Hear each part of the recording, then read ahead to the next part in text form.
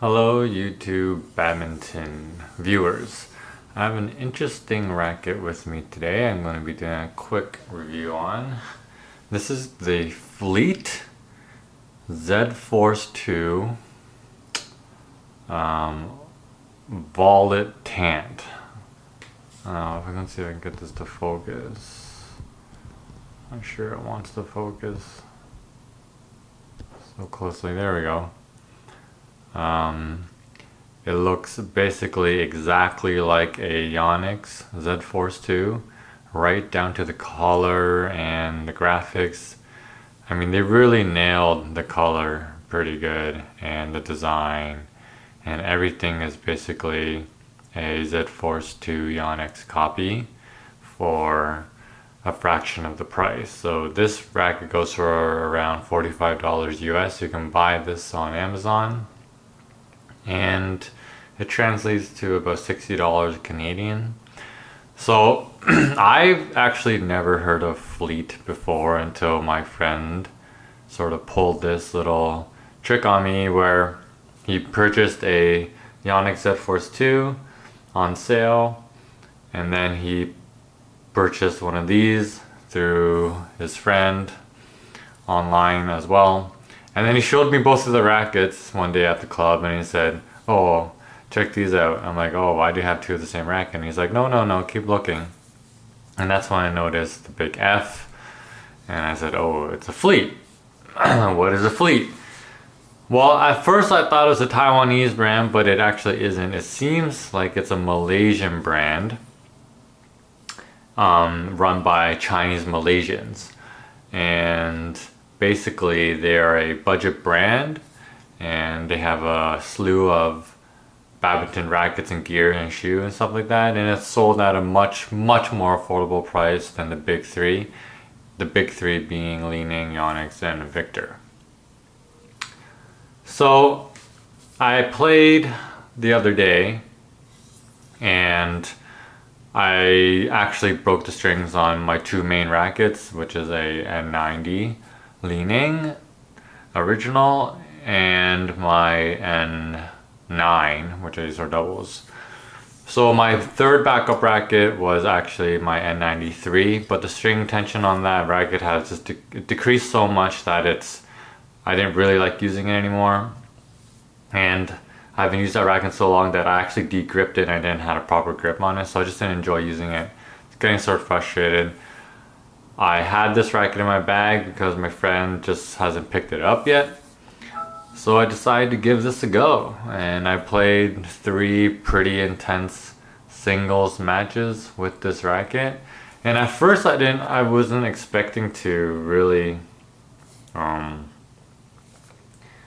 had very low expectations of this racket. Basically, it felt exactly the same as the Yonex Z Force 2. So if you picked up this racket and you swung it around, and then you picked up a Z Force 2 and you swung it around, they feel very similar. I mean, very similar. It's almost to the point that they're just coming out of the same factory, but I almost know they're not, because I think the Fleets are made in Malaysia, and of course the Yonexes are made in Japan, or at least that's what we're led to believe, right? But they do feel very similar, and my friend strung this with really old BG65 strings, or the new BG65s, I forget. And it's 27 pounds, which is nice. It's closer to what I actually usually string my rackets to, which is 30 pounds.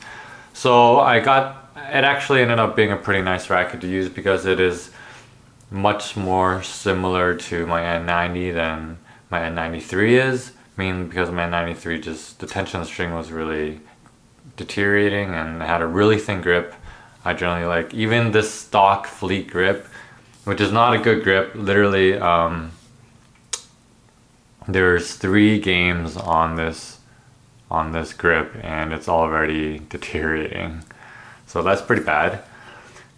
And it just shows you that really cheap quality, but you're generally going to put a grip on it anyways. But this grip is still better and thicker than the grip that I had on my N93. And overall, the racket actually performed pretty good.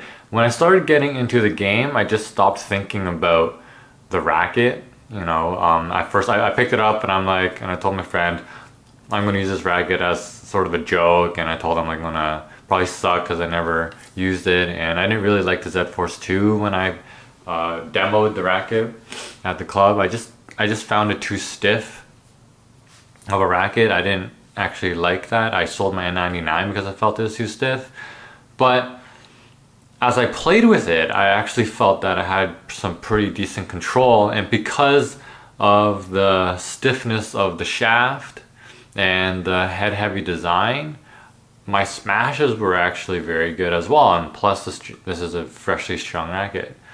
So I was really just sort of surprised at how well I was playing, and it was actually to the point where I didn't even notice what I was using. I felt like I was just using one of the rackets that I always use, like my leaning racket, because I played the 3 games, and then it was only after those 3 games where I realized, I was walking back and I was like, oh yeah, I forgot I'm using this Fleet. And that really resonated with me, because for $45 US or $60 Canadian, first of all, this is a very good looking racket, so if looks even matters, which they probably do at some extent. Based on that alone, it's already good. It's a good buy for looks. The finishing is really, it's nice. I say that with a grain of salt because I seem to see some like imperfections here. I don't know if the camera can pick it up. It's having like serious focusing problems, but basically there on the shaft it seems like there's some imperfection. Anyways, I'm really sorry about this camera not wanting to focus, but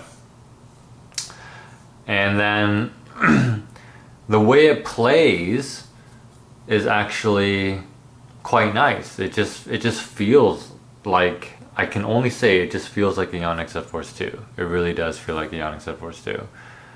And I never actually liked stiffed frames before and shafts, but now I'm sort of, you know, I might actually just want to pick one of these up just for the hell of it, and because it's so cheap. I mean, it's unbelievably cheap.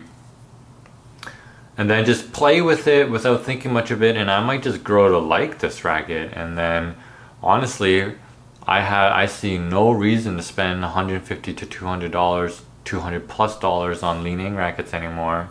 I certainly don't, I never see the value in spending $300 or like high 200s for a Yonex top of the line racket. I just think there's definitely a limit on how much money I'm going to spend on a badminton racket, because I think they're just price gouging you. Yonex especially is really just taking your money because of their name.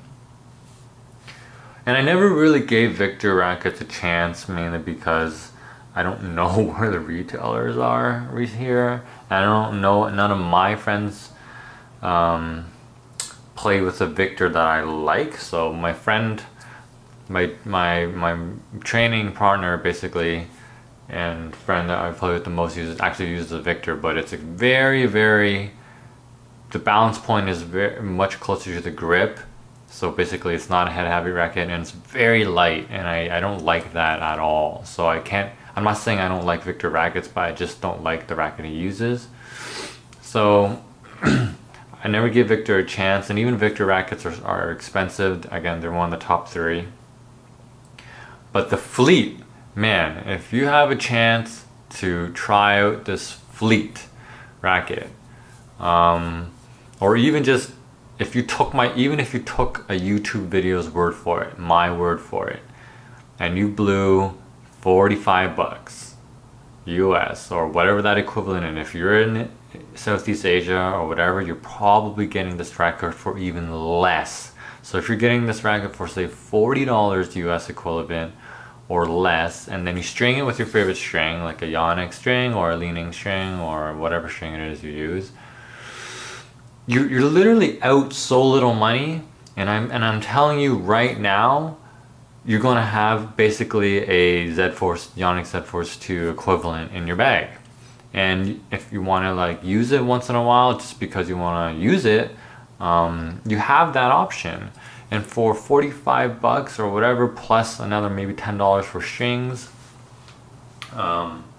it's like a bargain. It's I want to say like it's a great backup racket, but like I said, if my friend ever ends up picking this up in the next couple weeks, then I'm going to keep playing with it. And if I actually just like it, it wasn't just a fluke that day, I might honestly buy one and just sort of switch to it, because we all know that big brands price gauge you, right? We're getting gouged money because we're paying for a brand. No one knows what Fleet is. It's not one of the big brands. No one's sponsored by it. No one that plays in the BWF uses a Fleet. At the most, Lee Hun-il uses a Apex, another Malaysian brand. And I'm almost glad no one uses Fleet, because even Apex rackets are going to cost slightly more than I think a Fleet. But I mean, it's funny because I don't know why they had to copy the Z Force 2. Maybe it's a good and a bad thing. It's good because it looks so nice and it looks like a Z Force unit, and it definitely sparks that curiosity from people that don't know Fleet. So even I was like, maybe this rack won't be so bad, and it's totally a visual thing. It's just psychological.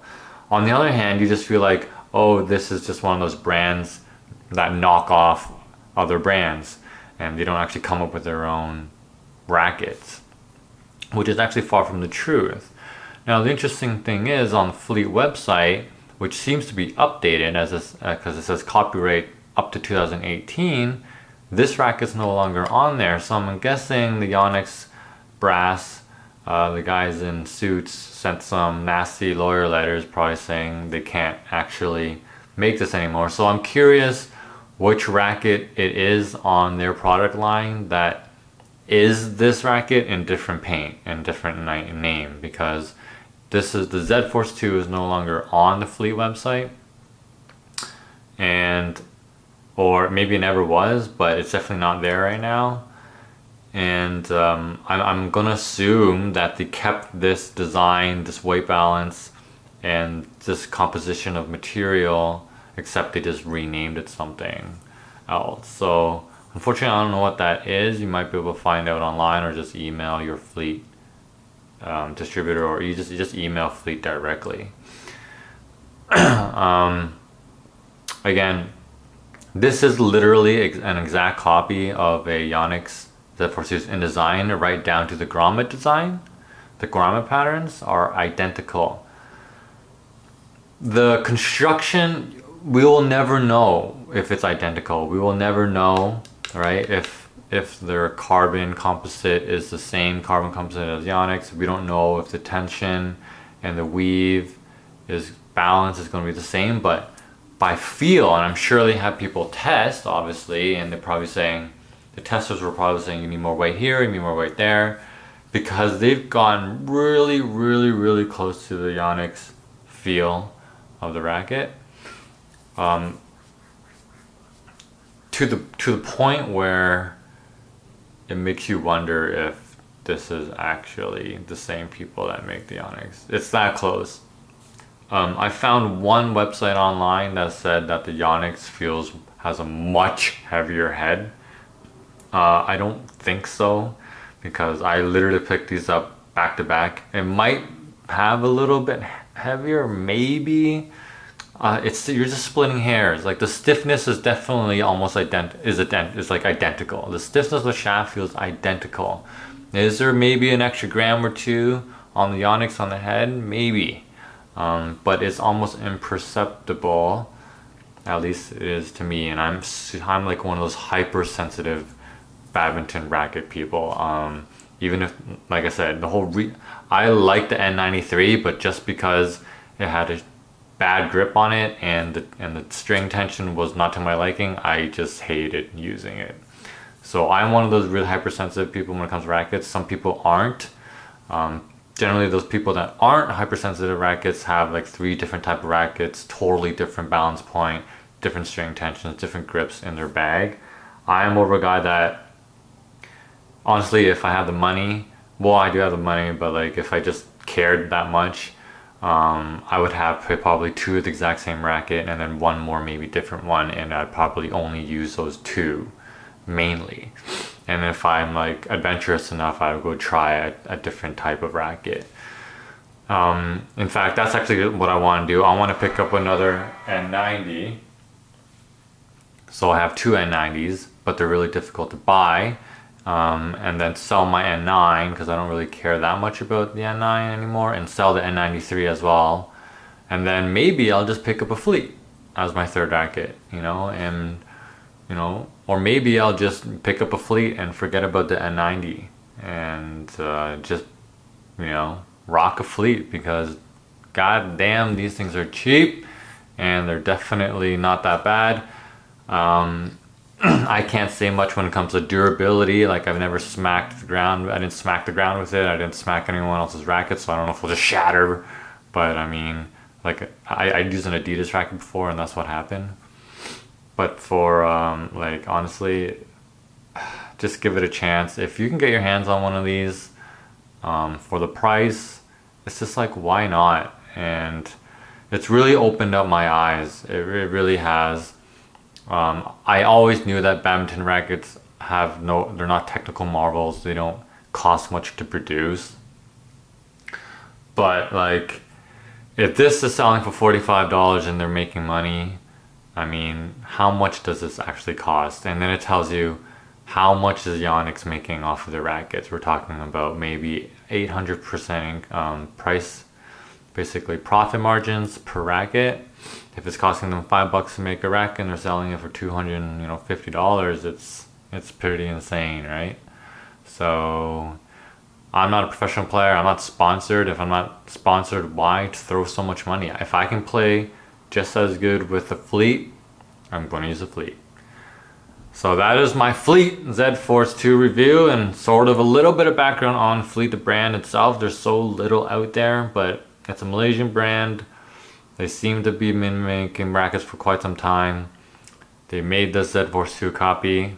They have quite a large line. They don't sponsor any famous players that play competitively in BWF. Take that as it is.